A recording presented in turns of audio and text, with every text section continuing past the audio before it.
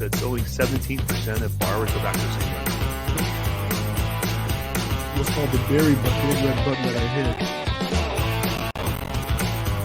Hey, remember that? Right? And, oh yeah, I love it. Everybody, welcome back to another edition of Laugh Underneath the Podcast. And we have a stellar lineup today, guys. I'm not joking when I tell you this. This is a all-star studded cast of characters that I've been able to put on here. I'm just going to go right into it, guys, because I don't like to waste a lot of time.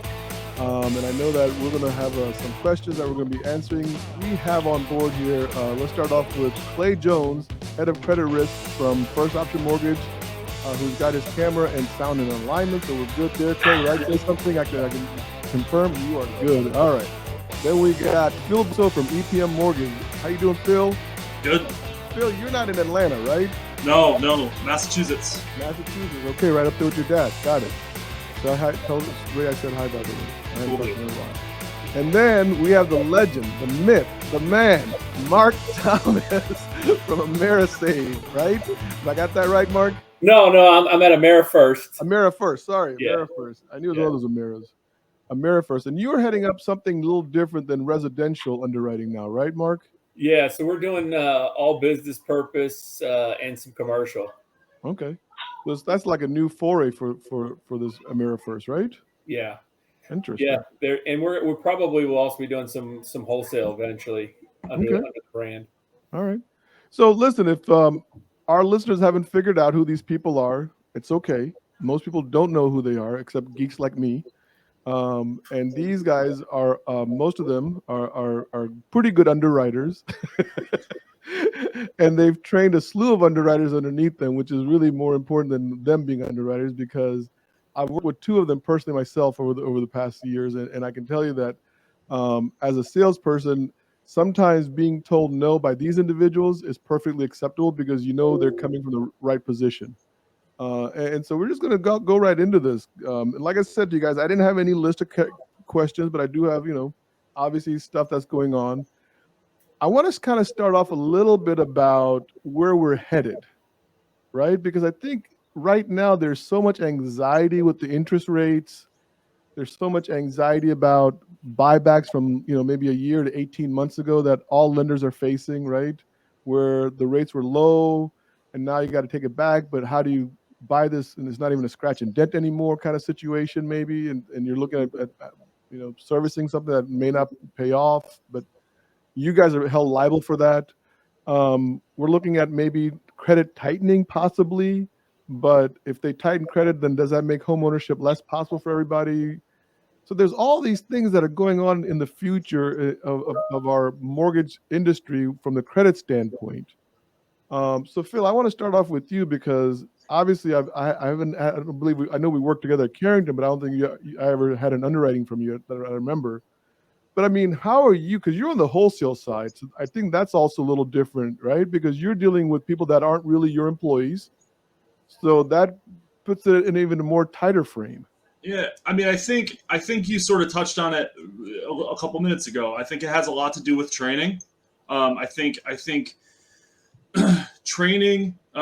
There's everyone will always come up with an excuse of why they can't do it, why it's not the right time of the month, or why we should wait till next month. Unfortunately, there's just never going to be a good time to train. And once you realize that, and you just prioritize making sure that you're giving your teams, the tools to make the right decision every time, it all sort of falls in place.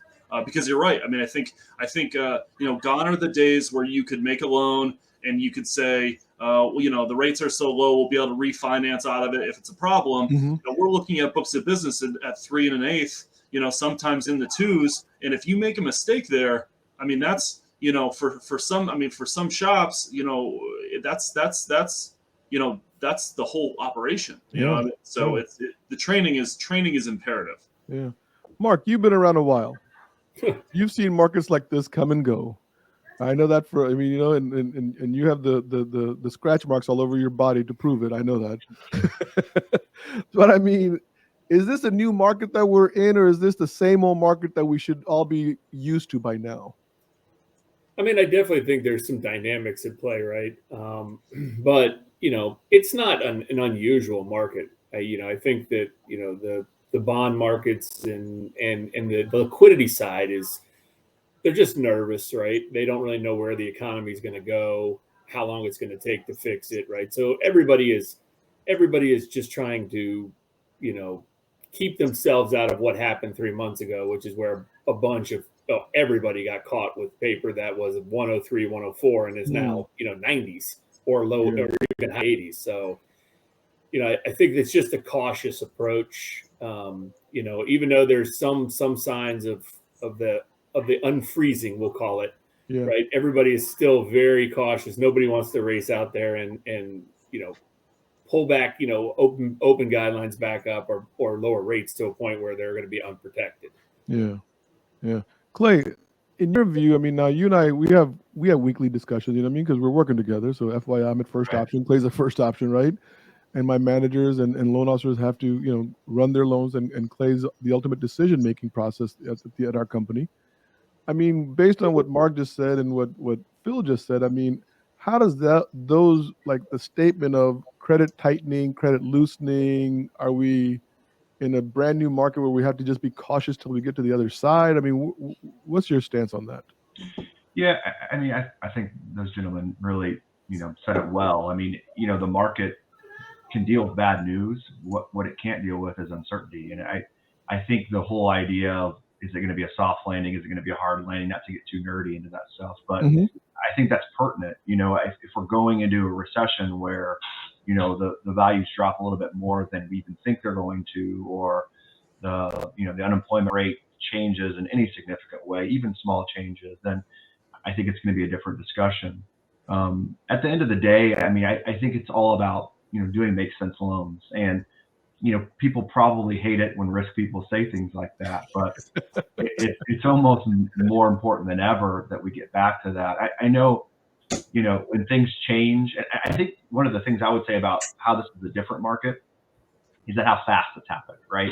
Okay. There's always been rate changes. There's always been ups and downs in this market, but just the speed of it, right? The speed of the rate change, I think, was a little bit unique. Again, I haven't been in the business maybe as long as some of you, but I was in the business before 2008. So the speed of it was kind of shocking, and I think that's what's a little bit different this time. But again, doing make sense loans is more important than ever. And I think maybe that's a little bit of the difference, whereas maybe people were willing to take more risk when there was more business. Maybe they're pulling back a little bit on that. Not even an overlays, but just being a little bit more cautious, like you said. Yeah. I think in the late 90s, there was a day where, and don't quote me on this, it's just going by memory, where the rate went up almost 2.5% in one day. There you go. And I remember that because one of my LOs actually had a heart attack in the office because he didn't lock his entire pipeline. Oh, wow. One thing I'll say, and Phil, I'll come back to you on this because I know you're kind of, out of all three of my underwriters, you're really active on social media more than they are. At least you post pictures of your kids, you know what I mean, and stuff like that, going first day of school, I'm happy, whatever, feel excited.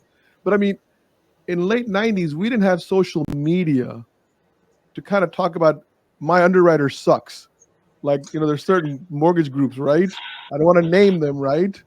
But there's certain mortgage groups where they hang out at a pub and then they go on there and they say, hey, can you help me with this question about this? And then I'm like, why haven't they called their underwriter? Why haven't they called their AE? Why haven't they called, why are they reaching out into this 10,000 people unknown to get the answer? And then it kind of makes certain people look bad or questionable. What's so funny? So for the record, in the 90s, I was 3 years old, Fabi. So, I remember Facebook, when it first rolled out, you need to be, going to a school to get in there. So, I think there's a lot of really bad things about that, but frankly, I'm very active, in a lot of those mortgage underwriting scenario groups, frankly, because I think, in this environment, providing value, regardless of who it's to, it's supremely important. Nice. And frankly, for me, if I can be an ambassador of my firm at EPM, and if I can give, make sense, suggestions, And if that gets me, my team, Kevin and Kenny, those guys. I mean, if it gets them one deal, if I'm on Facebook already, there's enough time suck on Facebook as it is. Yeah.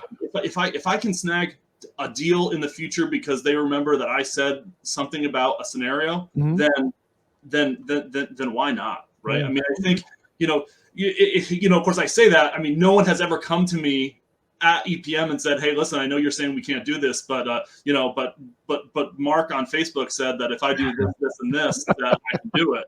I guess I'd probably feel a little bit different, but I also probably have the reputation for being a little bit on the loose side as it pertains to credit risk. So. That's the only kind of underwriters we have on our podcast here. So if you're not a little on the loose side, you can't come on here. The tough spot is always just stepping on people's toes, right? Like that's the biggest risk of that kind of stuff, right? We those of us at this level, right? We have a lot of knowledge. Like we know what FHA will or won't do. We know what VA is going to kick back for. But at the end of the day, everybody's got different risk tolerances, right? And so when you're representing your company and you're owning that risk, it's a different ball game, right? Like I know I can get on the phone with VA, FHA, Fannie, Freddie, whoever, and argue anything out of anybody. Right. But if some random underwriter tries to do that and they call HUD, and HUD's just going to steamroll them. So it gets, like I said, that's where I try to avoid it, right? Like that's a great point. Because again, it's almost too much knowledge, and you end up being more dangerous in putting things in people's heads that maybe they don't understand the full context. Maybe they take what I say wrong, and maybe they do end up with a loan that they have to buy back, and they're going to be like, "Hey, it's your fault. You told me I could do it." And I'm like, "Well, you only gave me part of the scenario. That's always the problem, right? Like you didn't give me the other 63 things that's going on in the loan that I had no idea about." Clay, that's a great segue for us right here for our email. Oh boy, I thought we were going to bring that up, but I mean, we were talking about this. Look, I mean, as underwriters, I mean, you guys are human. You guys have emotions. You guys have a heart. You guys know that bills got to get paid. There's a wife, there's children, there's all these things involved, right, Clay? So, I mean, right. When a loan officer keeps bringing back that same file, said, "How about now? How about now? Does this work? Does that work?" I mean, and I know both. And once again, sorry, Phil. I know you and Mark try to make things happen. You know what I mean? And sometimes a no from you guys really means, listen, I've looked at this every single angle. I just don't see how this is going to fly. I mean, how does that make you feel when you get questioned like that repeatedly? Yeah, I thought about this a lot. I mean, we had a difficult file together, basically, the short of it. And the problem is, as you're inching out over the edge, right? You're inching, and you make that first step. It may not be too bad, but eventually you look back over your shoulder and you're about to fall off the cliff. You're very far from where you've begun. So that's one of the hard things. I think on the opposite end of that, to see it from the sales perspective, you said we're people with emotions. We can get, we as an underwriting group can get, set in our ways or like get emotionally tied to the no as well, right? So it can, the risk is also that you would just see it from the perspective of trying to win in that one moment, right? And that's not good either. So you have to try to stay balanced. I mean, that's the word I would use for underwriting more than anything else is balance. And so how do you train your underwriters not to get emotionally attached to loan file guys? I mean, where's that boundary? Is there a boundary? I think it's about picking the right people and setting the right stage, right? Because, I think in our most primal, state, I mean, I think we can all do it. But it goes to picking the right team and then having the right sales team. And I can say that because I'm blessed to have worked with a group of sales leaders that I've known for a long time that, frankly, they sort of know where my limits are. I know where their limits are. And we both, we all know, at some point where if we're hammering a loan all day long, it's probably a dog, right? Like if we've been working on a loan for 5, 6, 7 hours and we haven't been able to figure out how to make it work, it's time to take a step back from it and really look and see, what we're trying to accomplish and how far off we are. So I mean, I think you're always going to have scenarios where the underwriter, your line level underwriter, you can tell that they're just, no matter what you give them, no matter what they have, they're not gonna do it. And then that's where leadership has to step in on the operations side and say, hey, I'm gonna snag this file. I'm gonna take this file. We're gonna take an unbiased review of it, and try to either put it to bed or bring it to the finish line. So, because you don't want it to end up turning into every single file, underwriter Susie has, it's a problem. Yeah. Really quickly on that, I think one issue that we as underwriters often do is we give the false hope narrative, right? As I like to say, it's I don't want to be the bad guy, so I'm going to tell them, hey, if go get this, and then they get that, and you come back and you're like, no, that doesn't work. Go get this. No, that doesn't work either. Right? Just sometimes a quick no and is the best response, right? It's like, I've looked at this thing, I just don't see a way we can get this thing done, and then you've kind of cut it off right at the stem and said, it's not going to work. Right. And a lot of loan officers say, well, just tell me how it will work. Right. I'm known for that. I've said that, right? I've said that plenty of times. I'll say, okay, what would you need from me to make this work, right? Yeah. Is that a fair question to ask an underwriter? I think it's a bit of a trap, because I think, the way I usually answer that is, you put your best foot forward on this file, and then we'll re-review it, right? Because I think, getting into a specific thing that will absolutely work and a specific thing that absolutely will not work can be difficult when, there's a lot of gray areas and a lot of nuance. I do think it's fair to ask that on a particular document or a particular issue. The files are very complex and big, so asking it across a broad spectrum can be difficult. I think that Phil really, honed in on a good thing, which is trust, right? And I think that's something that we have at First Option as well, is just a lot of trust between the sales team and the ops team. And if you don't have that, the minute I know that you're willing to do anything to close a loan, selling me wise, making things up, whatever, right. I stop. But also on the other end, the minute that you know that I'm not willing to listen to your compensating factors and other things that are important about the file, is when you give up on me. So it's always just about not giving up on each other and really listening, and that can be hard. Isn't that a song, Don't Give Up on Me, Baby? I feel like I need to cue that music song up right now. That warm hug with my underwriter memory. Yeah. So, Mark, I want to talk about you for a second, because one of the things I remember working with you, and this is really interesting, was you were always even keeled, like almost like the disposition you have right now. Even when you talk right now, like I'm having these flashbacks of our office in Fairfax, Virginia, right? And you're just like shaking your head with a smile, like, yeah, this is not going to work, Bob. And I'm like, damn, she said that with a smile. Like, how am I supposed to get mad now? You know what I mean? But you always have this kind of like this way of dealing with sales that was unemotional. Yeah. How'd you pick up on that? I mean, I think, early on, we none of us have it, right? Like, we're all emotional. Like, when you first started into underwriting, like, it's your reputation, your job, right? And over time, you just kind of learn, and you go through enough battles, right? Where you're like, this just isn't solving anything. Like, there's no win here. Like, everybody's going to walk away mad. I'm going to be mad. Bobby's going to be mad. There's no gain here. Like, it's just like, like you said, let's take the emotion out of it. Like, let's just look at the facts and see what we can get done. If we can do it, we'll do it. If we can't, we can't. I mean, it's really just that simple, right? And the way of doing it. And oftentimes there just is too much emotion. And so you probably have heard me being in the Fairfax office, like, underwriters come in all the time and they're steamed, right? Mm-hmm. And you're like, whoa, take a step back. Let's take the emotion out of it. What's going on with the file? Well, such and such is committing fraud. Okay, are they really committing fraud? What do you have? Well, they got this document. Do we know they signed the document? No. And so it's like, you got to defuse everything back to the base level and then say, from there, let's look at what we have in front of us, right? And let's not always take the wrong assumption that somebody's trying to trick me or cheat me. Sometimes they are, but more often than not, it's just people trying to get their job done and figure out how to do it. And most people are just trying to get from A to B as fast as possible, right? Yeah. So that's what I've learned, like, over the years, is it doesn't benefit me to get mad, right? It's like, interesting. Steve Scanlon, he's the author of Still the Lizard Brain. He was on our show a few months ago. And one of the things he says is learning something new, breaking a habit, requires energy. And so we all resist because we don't want to spend that energy, right? So it's almost like caloric deficit, right?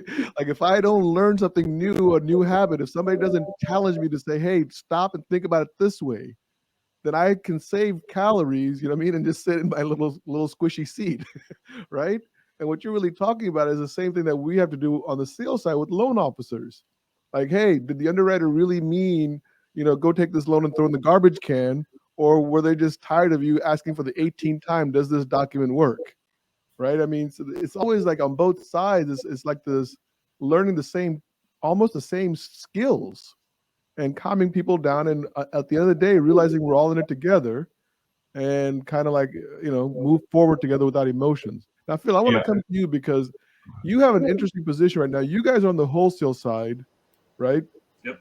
And you're dealing with brokers that are not employed by your company, right? And Clay, you're working on a retail shop where you're underwriting files of employees that are, you know what I mean? And Mark, you're just hanging out in the desert in Arizona. Well, the interesting thing about my sales team is they are both account executives and retail loan officers, right? Mm-hmm. So we don't have and referral owners, right? So they don't necessarily have the channel specific designation. So, like, unfortunately for me, I get it all, right? Like, I get all of the challenges that come. So what I want to get back to Phil is underwriting, and I don't know if this is true or not, but is underwriting for a third party different than when you underwrite for your own employees? Yeah, I mean, so I've done both. I was at Carrington, did wholesale. Then I went to Home Depot and I did retail. And then actually I went to First Guarantee, and at EPM we do non-delegated correspondent too. So I've done a little bit of everything. I mean, I love wholesale. That's my bread and butter. Mm-hmm. It's, I think a lot of retail underwriters that come into wholesale, like they have a little bit of shell shock, because I think that you're doing a lot of you're putting the deal together based on less information than you would have typically up front when you're in a retail environment. Okay. Is that better or worse? I think there's an argument to be made either way. I also will tell you that some of my best friends that I have in this industry are brokers that I've worked with for 15 years. Mm-hmm. I think it all goes back to partnership and trust, and it doesn't have to be an LO that works for you that you trust. Fair. It can be a broker, a third party that they know that if you're saying no, that you've done everything you can to make it work, and it's not an ego thing, and it's not it's not some kind of ego contest, right? So, I went to a conference in Albuquerque, Jackie Dunlap's processing conference in Albuquerque. Yeah. And she said something very impactful to me. I actually took a picture of it. I sent it to my team from the table, and she wrote on a whiteboard, and it said, "Sales is ops, and ops is sales." And I think that if there's so much truth to that, if we both realize, and it was said previously in this discussion, if we both realize that we're both working towards the same goal, and we're both, like, we honestly are working towards getting the deal closed, then I think it makes the job a lot easier. But isn't it part of the underwriter's job at the end of the day, more than, and I'll just say this, I don't know how else I can say it, right? More than the sales guy, right? No matter if it's broker or retail, so obviously that doesn't make any difference. But isn't it part of the underwriter's job to do the best for the corporation to avoid any financial loss?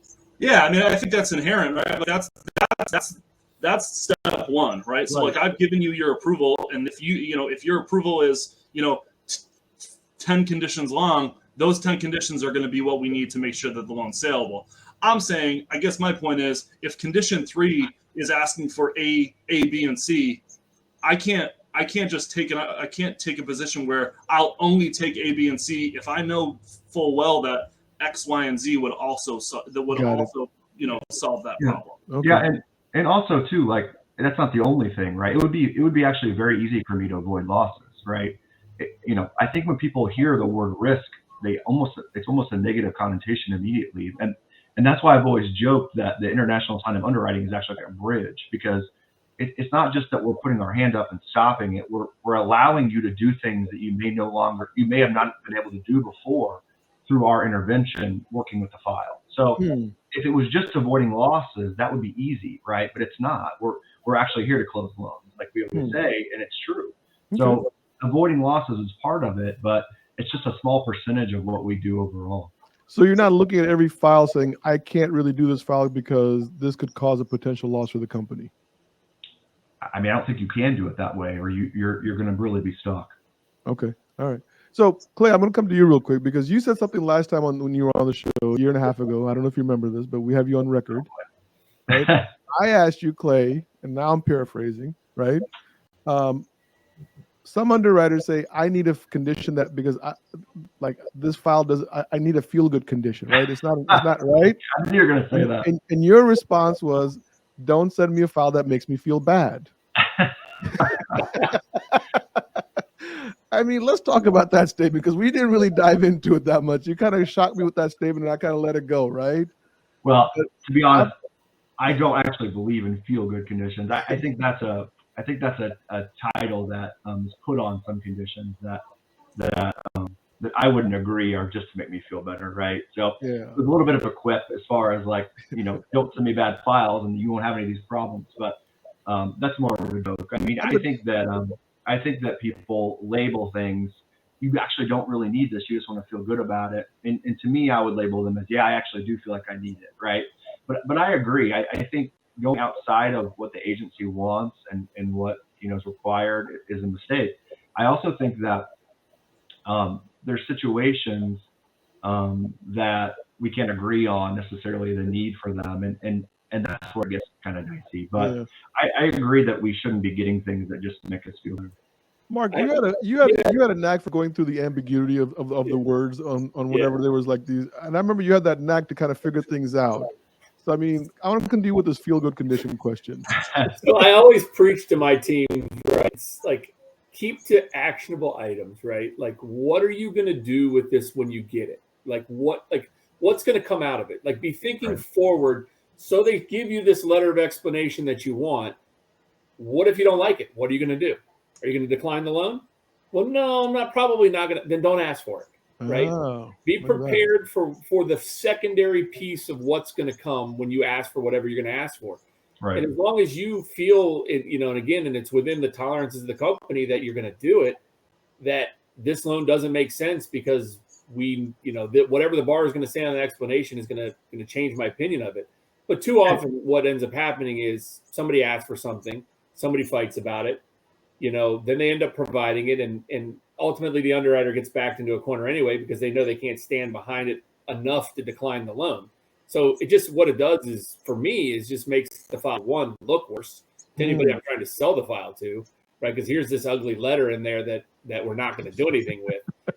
And we all know, all four of us know, that as soon as we decline the loan for that letter of explanation, the phone is ringing, right? And you're going to have to stand behind it. So I always preach for them is like, I agree. Like there is, it's too often labeled as feel good. Like things, not everything is a feel good condition, right? Some things we need to understand because we need to know what's going on with the borrower, right? Like we want the borrower to explain to us, like, what the heck? Like I'm seeing inconsistencies, I'm seeing red flags, whatever they are. Right, I need you to explain this, clear it up for me, right?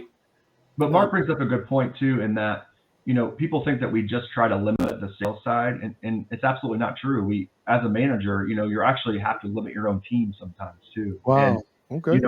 I think that sales is always going to want to push the range of ideas that we do, maybe towards more liberal. But a lot of times, underwriting staff, their sense is to push things the other way, right? So as a manager, we're always trying to keep that Overton window, or that window of ideas that we can accept in the proper spot. And to me, that's one of the hardest jobs of being a risk manager, is keeping what we'll accept in this range, not letting underwriter pull it one, too far one side, or sales push it too far to the other side. Phil, what about touches? I've had this discussion, and first option is a little unique in this, but touches is a buzzword. I think that's been around for the last 5 to 7 years. You know what I mean? And it's like, oh, we need to minimize the number of touches. We need to minimize this. And how do you feel about touches and that kind of stuff? I mean, so for me, I focus a lot less on touches and a lot more on cycle time.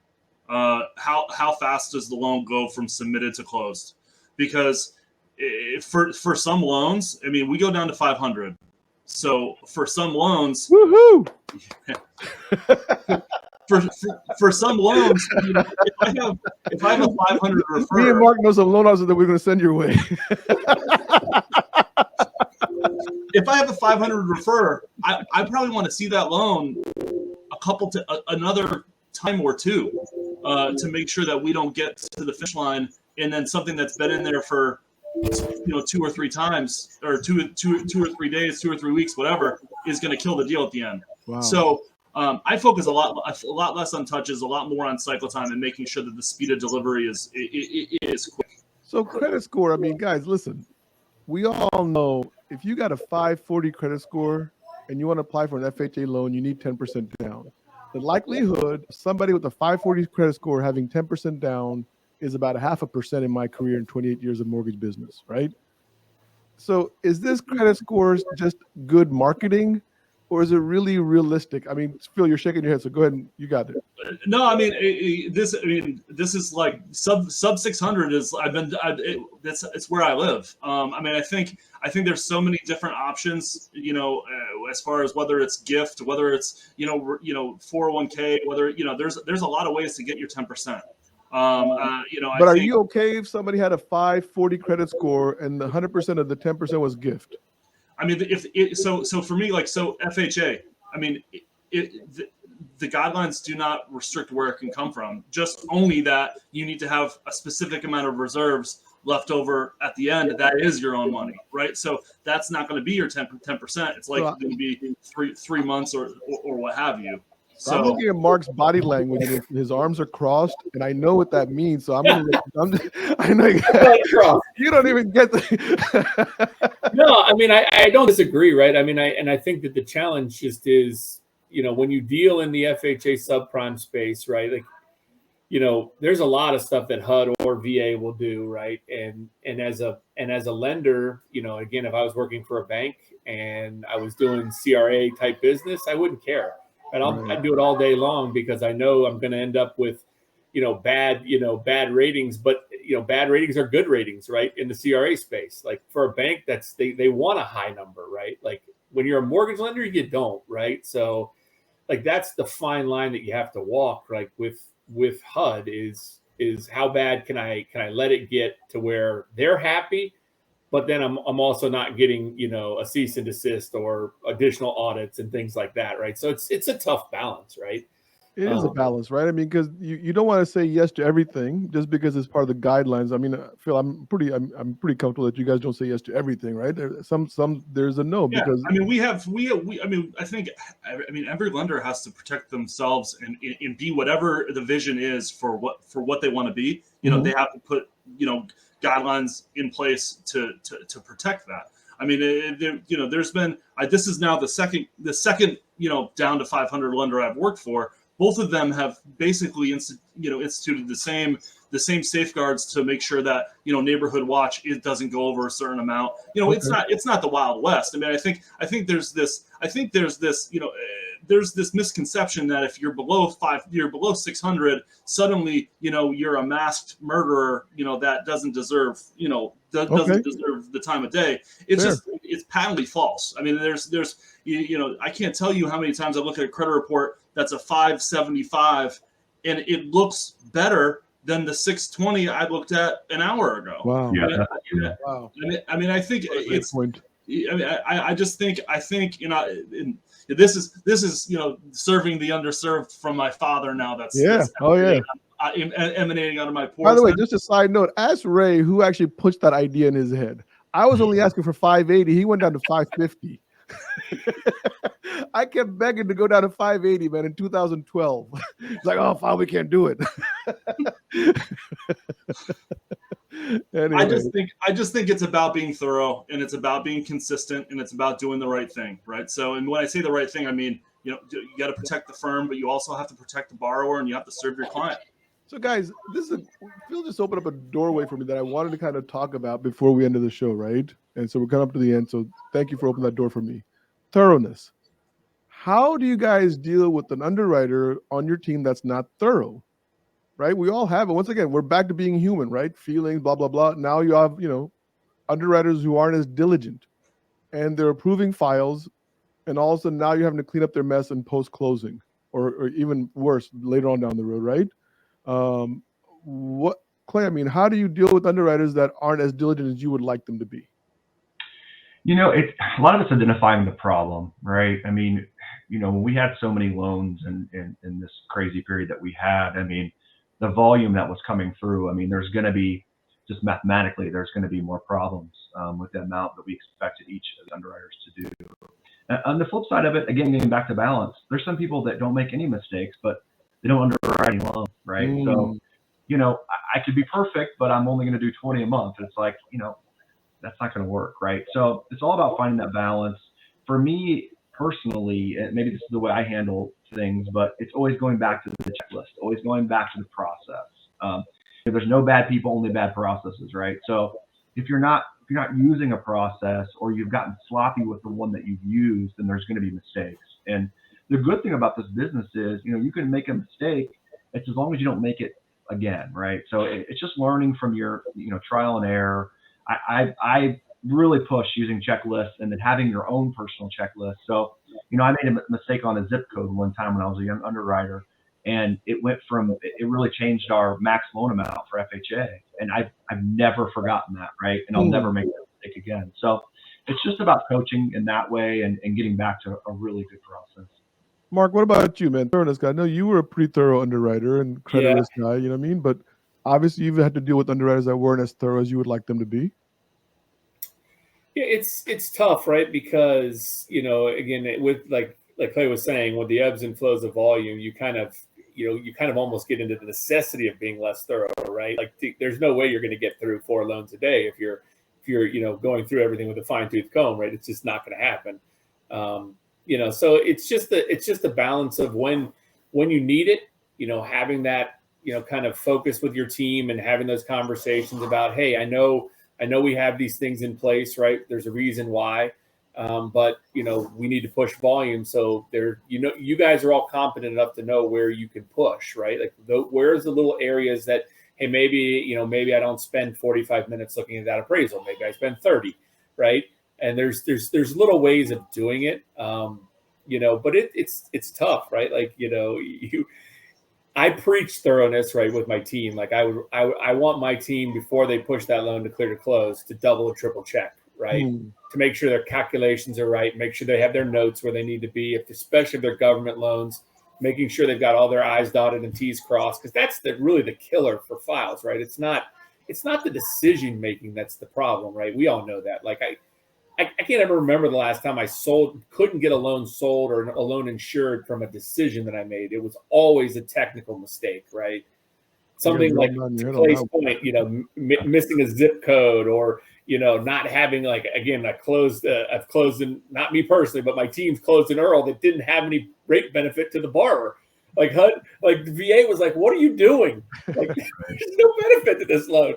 But it's just like simple things of double and triple checking your work at key points, right? Like I don't think it needs to be done every time you touch the file, but when you get that and put that final decision on it, you got to make sure that what you've got there is right.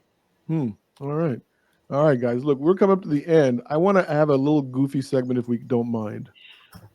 I know when I was an underwriter for like 2 days, right, Clay, before they kicked me out of underwriting school, the worst file that I ever saw was this one guy that had non-traditional credit on an FHA file, and one was his landlord, one was an insurance agency, and then the third one was some adult video store that this guy was a member in good standing. You know what I mean? And I was like, and I called up the AE and I was like, hey, I need one more letter. Could you talk to his bookie or his drug dealer and give me a letter from there?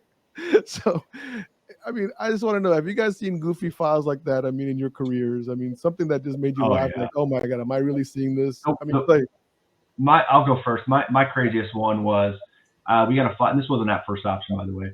We got a file, and the appraiser said, there's a landfill with toxic waste on fire a couple miles from the property. And we called VA, and they said, yeah, move forward with the file. So that was the craziest one. to this day, I cannot believe we Was closed the that borrower's name Homer Simpson? a landfill on fire with toxic waste in the landfill. Got it done. Who's next?